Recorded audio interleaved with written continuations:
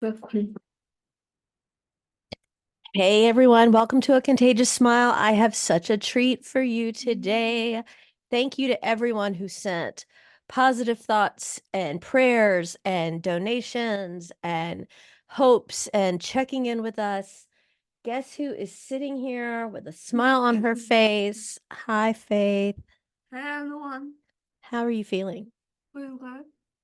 It's going to be kind of hard for your mom not to get choked up, but you know how I am.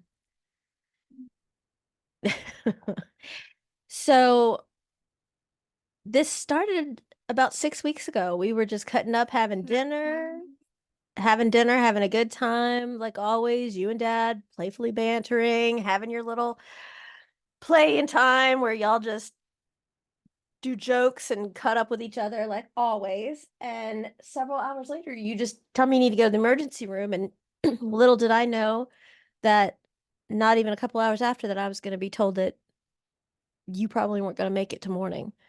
And that is one of the scariest things that no parent ever, ever wants to hear about their child or children. But yet again, as always, you proved them wrong. And during the almost 2 weeks that they had you in a sleepy state, and during the whole stay, you had how many procedures and surgeries during that time? 48 or 49. No, that's total in your life, like during this Oh, hospitalization. 14 or 15. 14 or 15. And you rocked it like a rock star. You scared your mom and dad, that's for sure. But not for 1 minute did we ever think you wouldn't come home with us. Not for 1 minute. Well, I am a fighter. Yeah, you are one hell of a fighter. You are my I inspiration. struggle one at that. Yes, you are. And you are my inspiration. And whenever someone told me you couldn't, I said, watch out, because you don't know this kid. You've had so many people praying for you and thinking about you and checking on you. Is there anything you want to say to them? Thank you for your thoughts and prayers. Absolutely. You know, a lot of people have been helping so dad could stay because dad stayed with us there for the first 2 weeks. And then he had to go back to work. And Not exactly. He has to go back and like go at the hospital, but I have to go back home because he was gone. right, But he came right back. right. But then he had to go back to work after that. And then he would come up once during the week and then he'd stay for the weekend.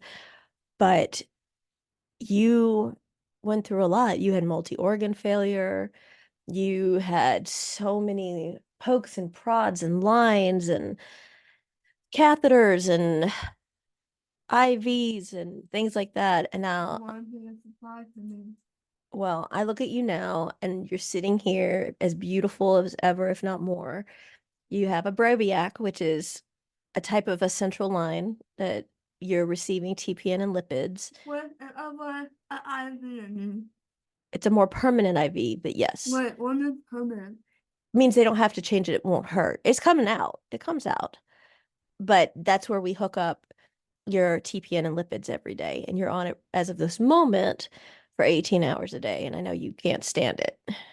Um, at one point, Breakfast is para cycle so uh more feisty side, if I may. yeah, but I like your feisty side. Not the way not that feisty. I'll talk about the hospital kind. Well, let's talk for a minute about they thought when you went into multi-organ failure that, well, first your lung collapsed and they had to put in a chest tube. And you were on dialysis because your kidneys were failing. And then your liver was failing. And they said that you'd be on dialysis and we would probably have to be transferred to another hospital and go on permanent dialysis. And then we'd have to go to a dialysis center 3 times a week. You forgot I was at Middleman. That ugly green machine, we called it. Never mind then. But you went yesterday to the nephrologist, who is awesome, by the way. He's an awesome, awesome doctor. And we got some amazing news. And you found out some information about your mom that the look you gave me when you heard was kind of priceless. Do you want to share? Oh yeah, real quick. uh, at the hospital after they finally took the whole information thing out. Not not 30 to 45 minutes after I got out, I was finally breathing on my own.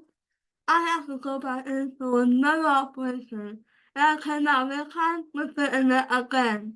Right. So they had you Pain in the real end. on the ventilator Why? and they told you that you were ready to come off of it. And then 30 minutes later, they said you had to go in for another emergency surgery. And they promised you that you wouldn't come back with the vent. And they weren't so truthful on that because you came back with the vent and you were All this time ago? fired up a couple of days.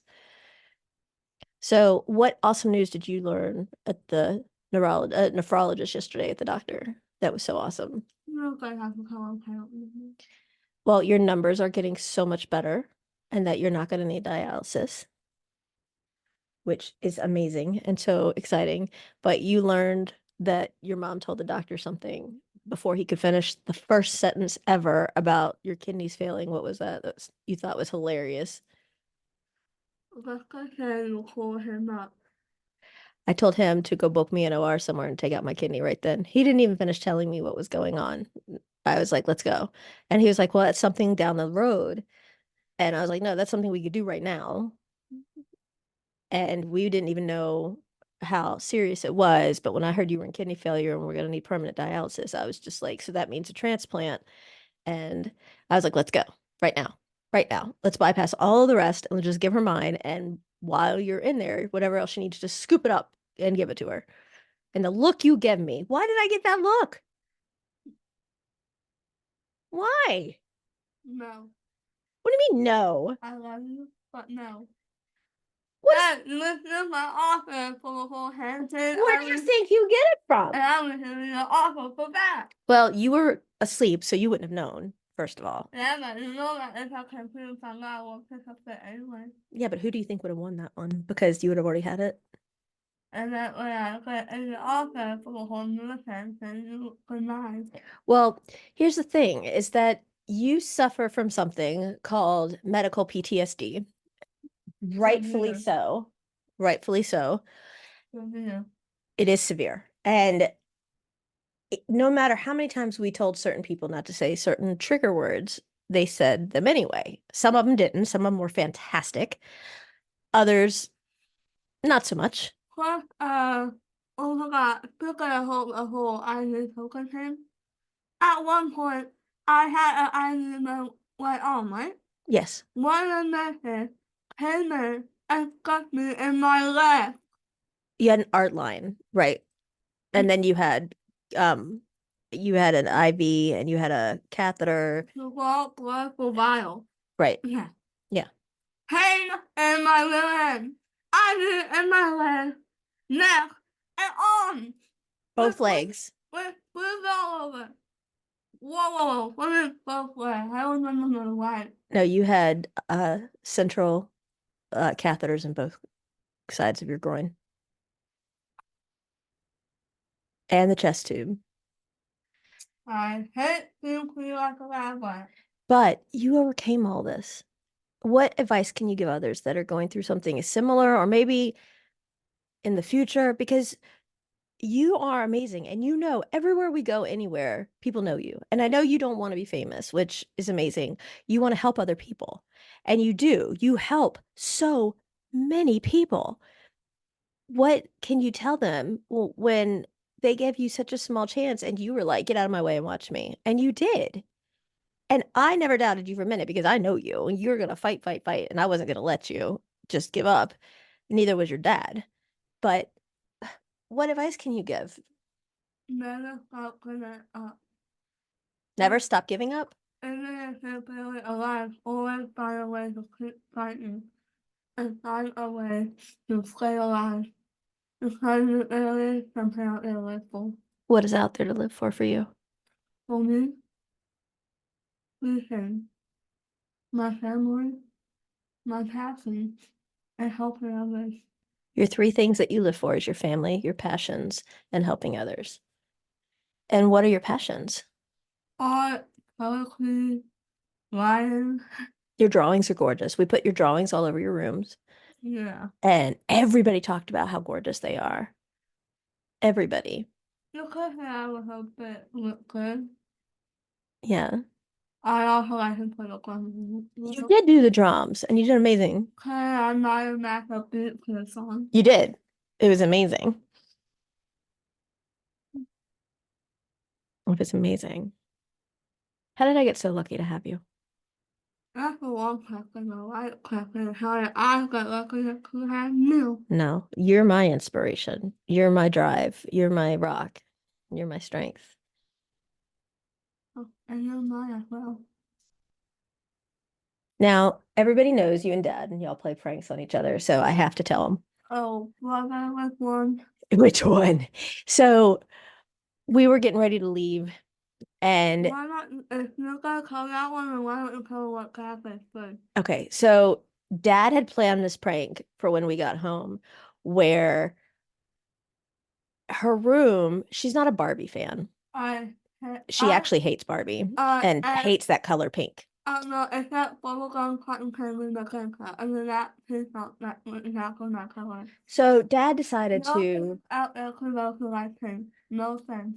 yeah, so Dad decided to take tissue paper of like the 1980s neon Pepto-Bismol threw up color pink and plaster her room from floor to ceiling all the way around. And Faith had just painted her room with her artistic style maybe a couple weeks prior to going into the hospital, and it was a gorgeous, gorgeous purple. And And I look at one side of my wall, and from top to bottom, my drawing.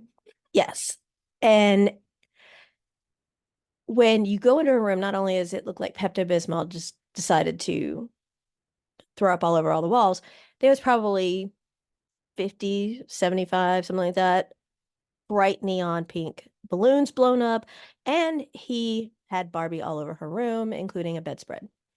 So she says when she comes home and sees this, what? I don't know. She says, this isn't bad for an amateur, but when you're ready to play in the big leagues like I am, you let me know.